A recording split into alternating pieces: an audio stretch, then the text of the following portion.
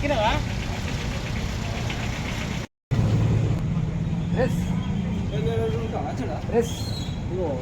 కట్టే నీళ్ళు వెళ్ళాక నాకే ఈడికి వచ్చి చూసే వరకు మళ్ళీ కట్టే అయింది.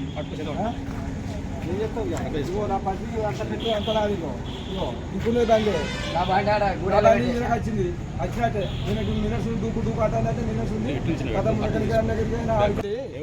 గెలగను అంటే లక్ష పెట్టినా గెలగను మల్లేష్ అయితే ఎప్పుడు పెట్రోల్ నిన్న కొత్త నిన్నటి ఉందే కథం నిన్న దగ్గర తీసుకపోతే వాటర్ వెళ్ళింది మళ్ళీ వచ్చిన 500-600 పెట్రోల్ ఉండే ఎందుకంటే మాకు తిరుగుడు బాగుండేది నాకు చేనుకి వెళ్ళి అటు తిరుగుడు కానీ మళ్ళీ వచ్చి కొట్టే వరకు నీళ్ళు దొరికినాయి దొరికినాక ఇంకో అబ్బాయి అంతా ఉన్నది అందరూ వచ్చింది ఇప్పుడు వాడిని నీళ్ళు బండి నాది సార్ ఇస్తాను అది ఇంజన్ కూర్చుందో మళ్ళీ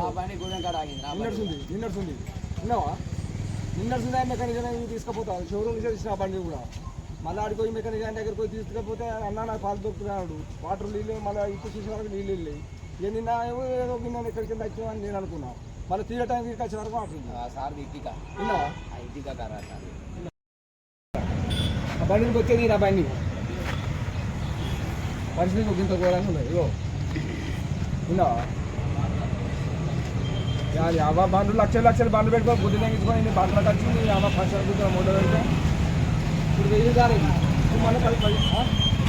10 లక్ష పెట్ల ఉంటా పొలాలకి వెళ్ళి పోతా చేనులకు పోతా రోజు